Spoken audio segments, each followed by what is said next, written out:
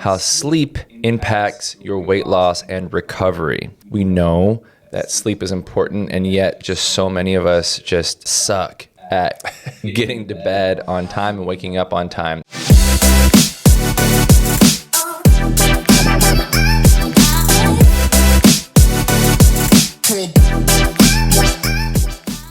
What's going on, everybody? This is episode 55 of In the Grand Scheme of Fitness, and today we're going to be talking about how sleep impacts your weight loss and recovery. This is one of those things that we've all heard it a million times. We know that sleep is important, and yet just so many of us just suck at getting to bed on time and waking up on time. Yeah. Because it's like you get in this zone where it's like you wake up early and you know, you're kind of tired around like early evening, but then you get like this second wind, and next thing you know, it's like 10, 11, midnight, and you're still like doing whatever you do. And it's like, shit, I gotta wake up, you know, and this cycle. So, you know, we're gonna just kind of break it down, I think, street level, a lot of anecdotes and just our personal experience and just kind of whatever we know from what science tells us on just why sleep is important.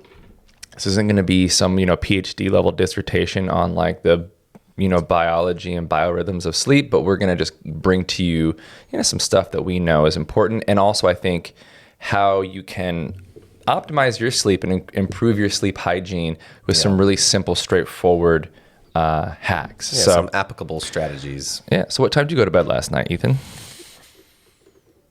2:45 a.m. Failed. I did fail. Listen, life happens, you know. Sometimes here's my feeling on sleep. It's like it's elusive. It is. You set yourself up for success the best you can, but if I think we can all relate that when you're laying in bed and the clock's just ticking and you got to wake up, it's almost like there's a proportionate amount of stress and anxiety that starts to accumulate for every minute that goes by. And then by like 1 or 2 a.m., you're just like, The curse of looking at the clock after you've been laying in bed only to see the time that is way later than you know is going to be good for you. You're like, it's already been 2 hours? A perpetual moment of anxiety where you're stressing about how little sleep you're going to get. Right. Yeah. And then the anxiety about the sleep is what causes you to not sleep. It's very meta. It is. So, and there's so many things that can affect, like it could be physiological, like your nervous system could just be all wound up. Mm-hmm. It could be psychological or mental, emotional, where you're just having all types of train of thoughts or you're feeling a certain thing. Mm-hmm. And, so it's like, I think addressing the things that might help you go to sleep can be multifaceted. And if you don't necessarily have the tools, or even if you have the tools, it doesn't always work. And it can be very elusive. Yeah, you're in the past, or you're in the future, or anywhere but the actual physical place you are at the moment to just let yourself relax enough to drift. But it's a real pain in the ass. And I think that as we get older, we kind of condition ourselves. So if we have a history of not sleeping well for a long time, it's like that's just kind of the pattern that we've created. It can be a real thorn in our sides if we don't figure it out. So, but I also think it's interesting because on our last episode, we talked about busy schedules and fitness. Mm-hmm. And we talked about the sacrifice of exercise and healthy habits as like the first thing to go when kind of shit hits the fan or we're spread thin because of that kind of daily perception that, well, if I don't exercise today, I'm not going to be any different tomorrow. Mm-hmm. And even though it's the most important thing, we named health as the most important thing that many people name. It's like the first thing to go. And I feel like sleep's kind of falls in that same realm. Yeah, it's like, oh shit, if I only get like 5.5 hours instead of 8, like I'll make it through tomorrow. I can slug it out. Yeah, like I might be a little tired. I'll have an extra cup of coffee. And so I think there's like a degree of perceptible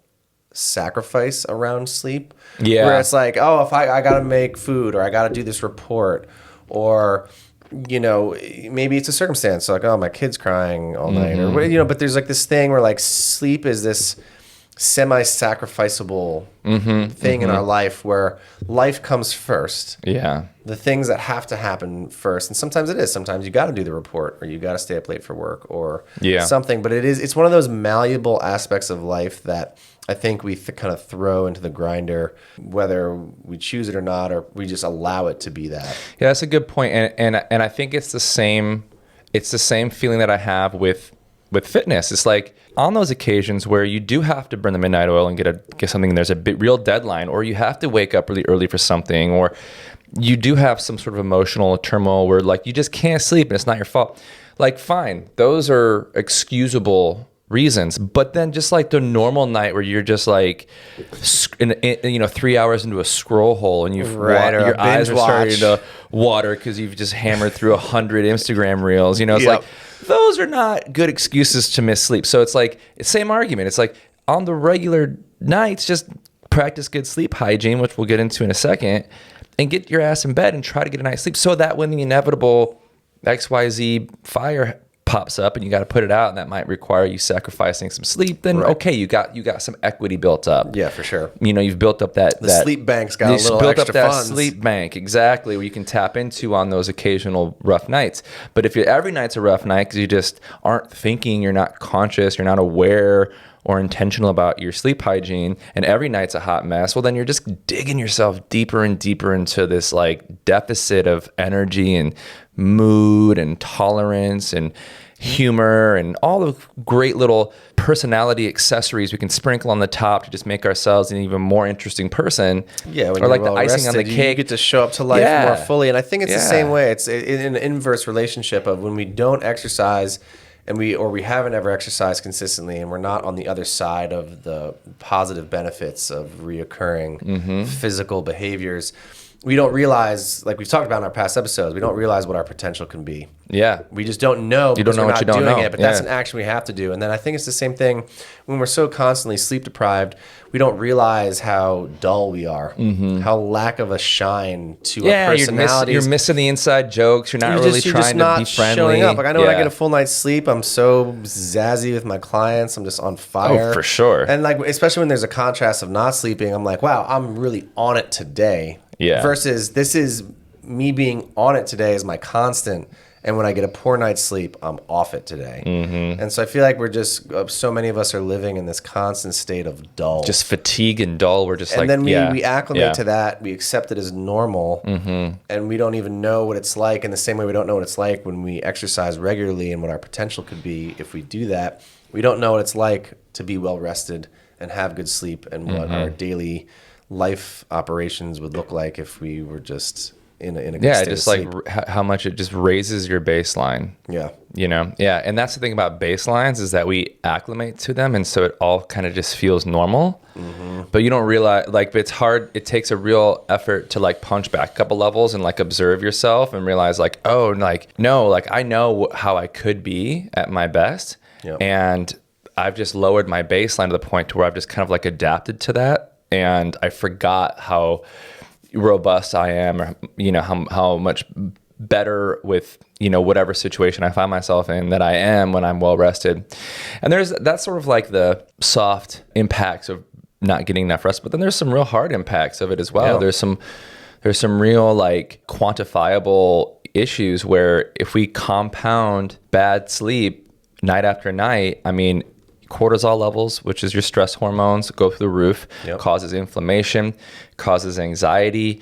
Like when we're stressed and we're anxious, our IQ lowers. We just are not as smart as we would be normally. So that leads us to making bad decisions and not thinking through things and just kind of making more like gut. Like I was gonna say, it's almost like you're living in fight or flight. You're not brain operating off like the higher procedures. You're operating off of like kind of survival. Yeah. And so your food choices, your daily choices, if you're so tired that just like getting through the day is a struggle, the opportunity for you to make high executive functioning choices is going to be limited. Yeah. I just think of like energy as an aggregate, right? So it's just this big pie, and that's energy, right? It's 100%. It's just an aggregate. And then everything in your life, your kids, your work, your spouse, your pets, all these things kind of take up like a slice of that energy aggregate every day. And if you're well rested, well, then you have full bandwidth and you can kind of handle life and parry life as it comes. But all of a sudden you get like half the amount of sleep you should multiple days in a row. That pie starts to shrink and that bandwidth just starts to shrink. And that's where we just kind of revert to like more lizard brains, instinctual operating systems, and not like higher level really thinking through things deeply and from different angles, 100%. Yeah. And then there's also like the impact on just your training, I was just saying, well, yeah, the physiological implications, the science behind what sleep does. I mean, there's that meta study that came out like 4 or 5 years ago that was done over a decade. And it was just like, it basically showed that like sleep is the absolute most important thing. It affects your endocrine system or your hormonal systems, your recovery, all your protein synthesis when you build muscles happening at night. Yep. Your testosterone tends to be highest at night if you're a male. All of these components that are just part of your overall ecosystem of your body are all being regulated. And if you're not getting good sleep, then those things just don't happen. You don't get good recovery. You don't build as much muscle. Your hormonal system is going to start getting out of whack and not being as regulated. There's just so many things that go into the recovery aspect of sleep and the regulation of our sleep.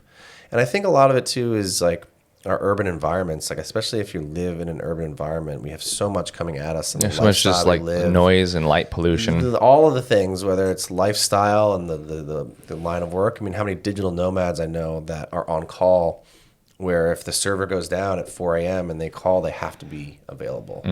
Whereas that's a very specific lifestyle where now things are just kind of out of whack and you have to sacrifice that sleep. But the physiological components really are so real. They are so, so real. And I think it's like we consider all of the like circumstantial and emotional components of our lives and they come first. And I don't think we really realize just how we feel in our bodies and all the things we're kind of talking about that come from good sleep that then affect all those circumstances that we just don't honor as much. And it's like we were saying, we just sacrifice sleep when we don't realize that like physiologically we're affecting our vessel so much. It's not just like, oh, I'm going to be tired tomorrow, but I have to do this and XYZ. It's like, no, like you are literally going to feel like shit over and over again. Yeah. And then you're going to normalize feeling like shit. And so it's like this vicious cycle where it just keeps getting worse because you feel like shit, then feeling like shit makes you want to give yourself a free day on your workouts or just not want to cook dinner because you don't feel like it. So you just order in. Or you have those 3 cups of coffee and you're all strung out. It's like coffee all in the morning, the roof. Alcohol at night. Exactly, yeah. Then you're all strung out at night. I mean, you know how many times myself or my partner or other people where it's like, oh, I get home. And because like your body will release norepinephrine and epinephrine and adrenaline and cortisol to keep you running through the day because your life requires that. And so now you get through the end of the day and you've been running on empty and you're frazzling your nervous system. And so you finally get home from work and you're like kind of blinking your eye and like, where the fuck did the day go? I just struggled through that. And now you want reprieve because your nervous system is showing up the way it needs to based on your life to make it through the day. And now you're all shaky or you just didn't have a moment to yourself. You fucking hated the day. Your actual emotions, you have negative it all just comes emotions. Back. You're like, oh, I fucking hated my job today. Oh, my spouse was annoying me. Oh, like I didn't want to take the dogs for a walk. Like I just emotionally struggled throughout the day because I'm just like grasping at straws. And like you said, well now maybe I want to reach for a drink. Just want to cope. I want to cope. I want to do this. Now I want to binge watch Netflix because I want to escape my life, or I want to just like not. I want to. I mean, I know that for me is that so often like watching TV is this reprieve of like fuck. Like my day has just been a lot. Just want to escape, and I want to escape. And I'm not saying that watching TV is bad or escaping into a television show is a bad thing, but I think when we are just physiologically struggling to get through the day, whether the day is actually that bad or not, we have this sense of this was so hard. And it's a lot of it's just physiology. The day might have not been that bad. Well, that's that, like that's that bandwidth. That normal drive to work might have been extra shitty because you just didn't even want to, like, you just don't got Well, you're just not, you lose your patience. It's like when you're tired and someone cuts you off, it's like next thing you know, you're just like flipping them off. You're like, who was that? Or if you're well rested and you're in a good present state of mind, if someone cuts you off, just go, whatever. Yeah. It's like that's like that. How stress is so relative, and it just depends. Stress is damaging to the point that you react to it, right? So, if in that exact example, if I allow myself to have like this sympathetic nervous system outburst and trigger like craze because someone cut me off, God forbid, in traffic, and because I hadn't slept, and the last 3 nights I've been drinking too much caffeine in the morning and drinking too much alcohol at night, and not sleeping well, and just this like digging this negative spiral down, and all of a sudden someone cuts you off and you explode go into lizard brain. Like, you create such a stress response that could frazzle you all day, and you're telling people, this person, I was at the light and I had the right of way, and you're just like holding on to this thing that's just continuing to cause more and more stress, versus you slowly climb yourself out of that deficit. You practice good sleep hygiene. You pay attention to these triggers and these impulses, and then that exact same situation happens, and the guy pulls out in front of you, and maybe you just flip him the bird and turn back your radio on and just like start singing to your favorite artist, and you show up to work and you say, hey Bill, how's everybody, how's it? And like, exact same situation, completely different stress responses. And so a lot of that can be just boiled down to, it's like this secret little layer of our lives called sleep that we live in a culture that is okay with us like burning the midnight oil, and there's some sense of pride and a badge of honor of like, oh man, I only slept like 2 hours last night because I was working, or I just whatever. And it's like, it's just one of those moments to recognize that like it only hurts you, and whatever rationalization we come up with to justify not initiating those evening routines, not turning the lights down and getting the tea kettle on, and whatever that is for you to start telling your brain, it's getting close to bedtime now. Let's start getting ready for that. The longer you postpone doing that, then just sort of like the worse those vicious cycles tend to get. It affects, like we were saying earlier, you're too tired to work out now, so now you're skipping your workouts. And you're skipping your workouts, and you're ordering takeout food, and then like the next morning you wake up all puffy because you had too much salt. You didn't sleep well because you ate a bunch of spicy tacos. It's just this vicious cycle, right? And it's like, it's very hard to like look at that because everyone has reward behavior. I had a hard day. It's like, I hear you, but you're not that unique. I'm so sorry to have to tell you this, but you're not that special. Everybody is stressed out. Everybody is doing their best. Everyone is like figuring out what the hell this life that we're in even means. And it's like, yet we can choose. There is always that choice. There's always a choice. Well, and it goes to something we were talking about pre-show, is that like willpower and the ability to make hard decisions is directly correlated to the level of sleep. And I think it's like, especially if you're trying to modify the way you eat or modify your activity levels, if you're on this journey where you're trying to implement behavioral changes, that it's already going to require some form of discipline. We're going to require some form of willpower that might test your reserves in that capacity. And if a lack of sleep diminishes significantly your ability to have willpower and make certain decisions, then this forging a new pattern of life, if you're not already in this flow, is going to be that much more challenging. And so it's like, we're talking about the back end, but it's also limiting. You inevitably fall into the back end, but it's just going to basically cap or just completely destroy your ability to forge ahead into something new. It's almost like it's like getting good sleep is sort of like the anchor of like just good lifestyle choices. Right? It's like it is the most fundamental. It's almost like the better your sleep gets, the more of a moat you create to sort of keep all of the bad decisions at bay. 100%. Right? Exactly. And then the worse your sleep gets, it's like that you start to drain and shrink up that moat, and all of a sudden the takeout, the skipping workouts, the binge watching TV, the alcohol, the social media, it just starts, it's like it's a stone's throw away. You don't need an archer. You don't need like a crazy catapult to get to the castle, right? It's like you can just like literally like throw a rock and hit the castle. And but but to your point, you get good sleep, and you think clearly now, and all of a sudden you don't really have the same cravings because you're rested, you feel good, you don't want to mess that up, and you just fill that moat back up, which just keeps you in that momentum of just like virtuous cycles versus vicious cycles. It's just like, and I think it's like if like life's about momentums. and stacking upon little decisions we make to then build a momentum and build a momentum. And I think it's like the ability to build a positive momentum without, like you said, that foundation there is, it's almost like we're undermining ourselves. And so then we might sit there and say, oh, I want to lose this amount of weight, or I want to start exercising, or I want to start living certain lifestyle changes.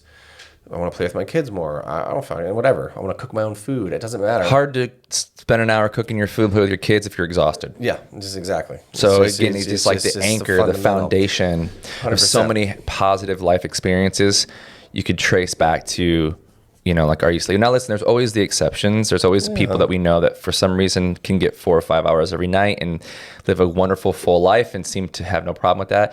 That's a genetic thing. It really is. Like, that's not 100%. You know, that's just like that person just genetically just has the ability to rest, you know, and that's great.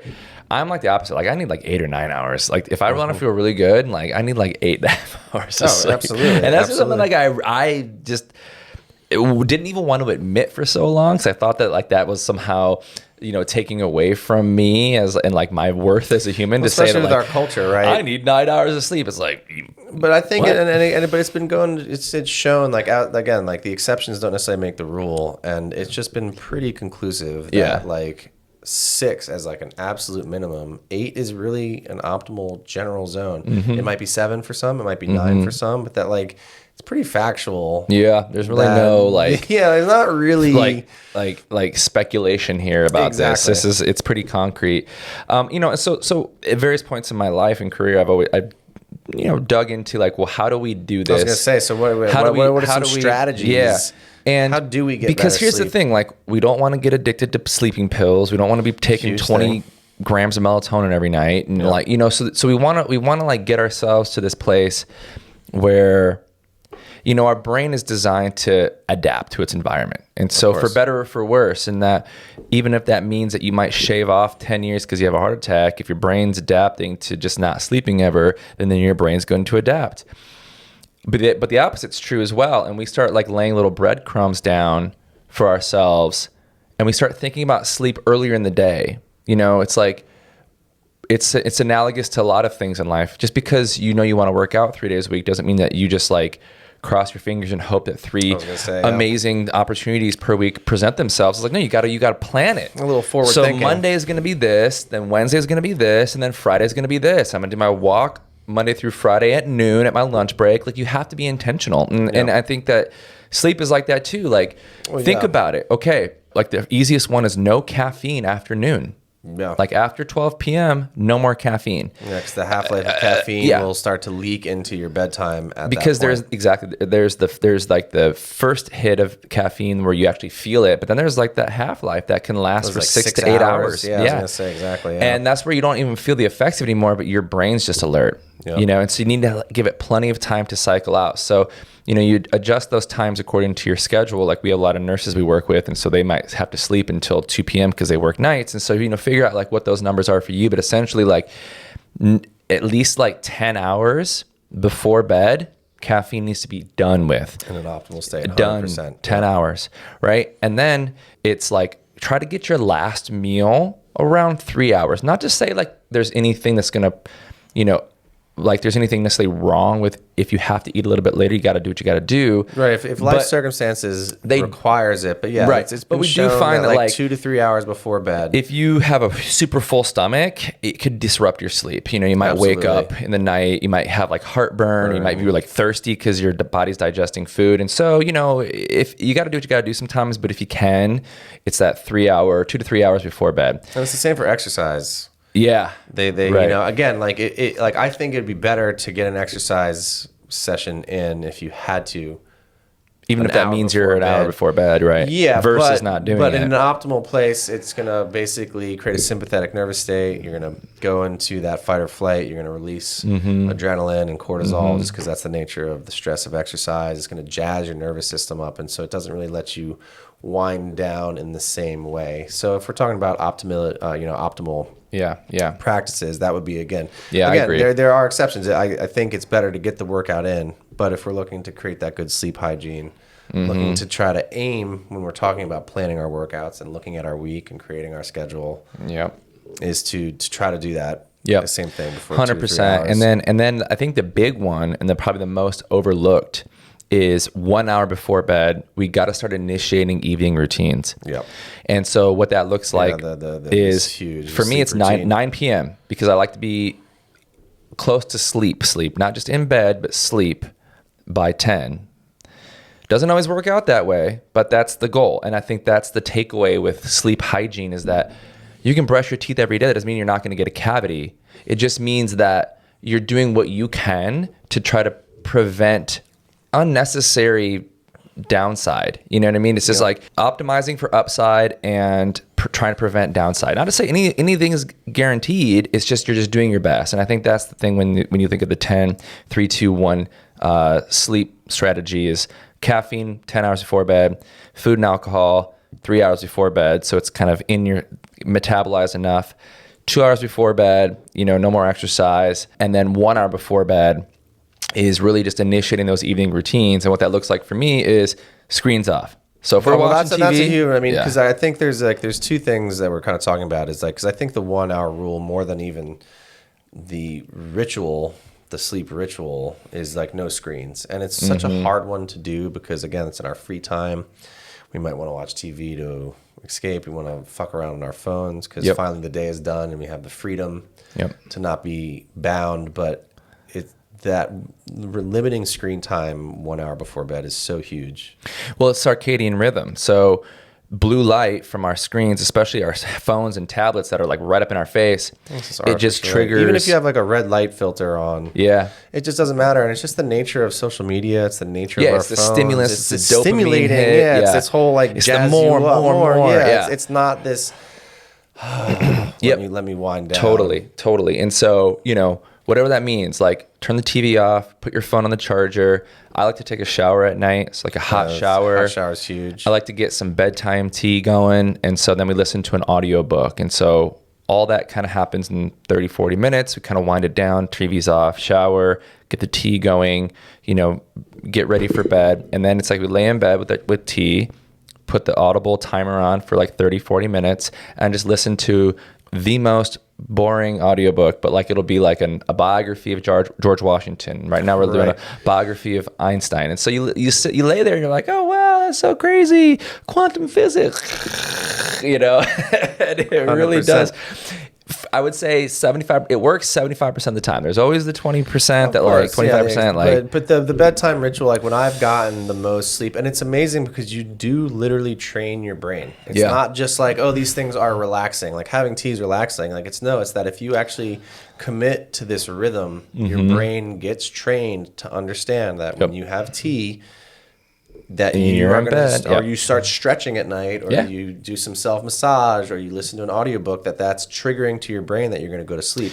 And if you commit to that pattern enough, it's not just this is a relaxing activity, or it's not being on your phone. It's that it actually is creating a physiological response for your brain to be oh, it's bedtime. You condition yourself now. Just like you can condition yourself to oh, it's 10, time to watch TV. Well, that's conditioning. Yeah. We're just a bundled ball of conditioned responses. That's all we all right, I got home at 9. I'll order some takeout. I'll wait for it to come. I'll watch TV until it gets there. Totally. And I speak from personal experience where I've been in that place where we all have. Yeah, we all have. Oh, this feels good. This is the barrier of least entry. Because it does feel good. It is indulgence. And indulgence always is short-term gratification and long-term kind of struggle. You're like, fuck, this isn't working. But the opposite is true. Within a month's time, next thing you know, it's 9 p.m., TV's off, and it's ooh, let's finish up that biography. What kind of bedtime tea did we get? We got these new teas that we want to try. And it creates a nice, you do look forward to it. So you do kind of anticipate it, and it triggers that parasympathetic nervous system, just like massage would. That's why people fall asleep in massages.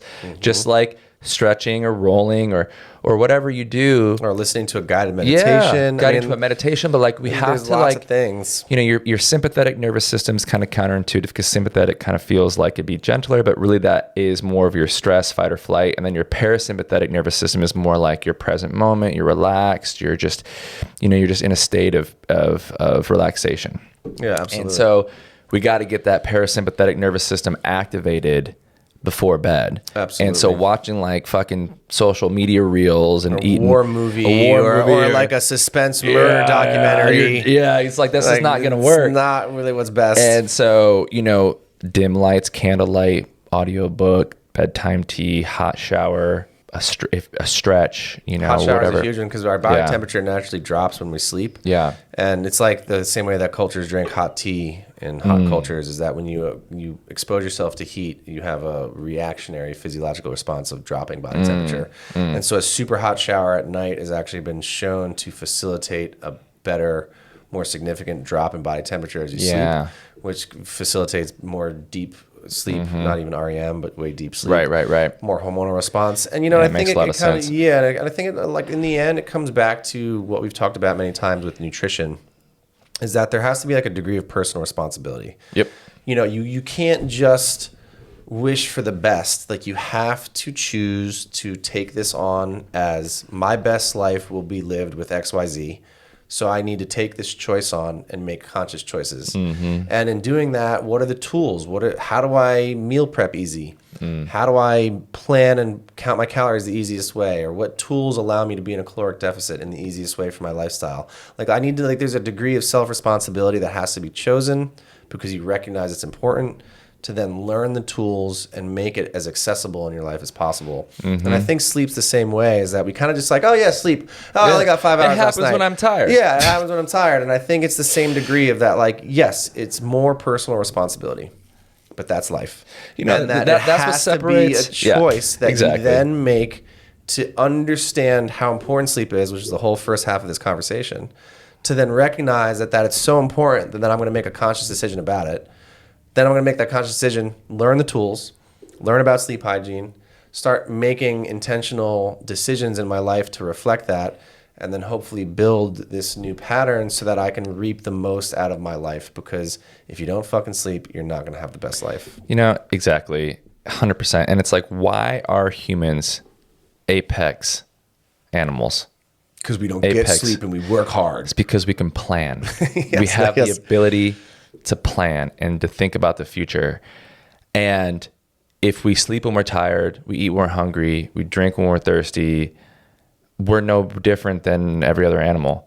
But if we just go, let me think about my day, what am I going to eat? Especially in this modern day lifestyle. If we're hunter-gatherers, maybe we eat when we're hungry. But like right now, we don't. Everything is like, so malleable. The beautiful thing is that we can design, it's called lifestyle design, folks, and we can actually create the reality that we want for ourselves by these daily, weekly, monthly, annual choices.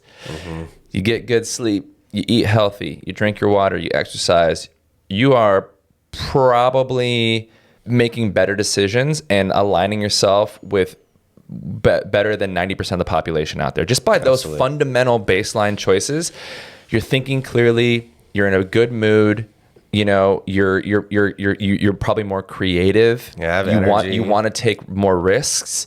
You're more all the things that equal up to like success, however you want to define that, probably all come and sprout from the foundation of just the basics in our life that being optimized. And we can plan that. The good thing is that like you can decide to do that.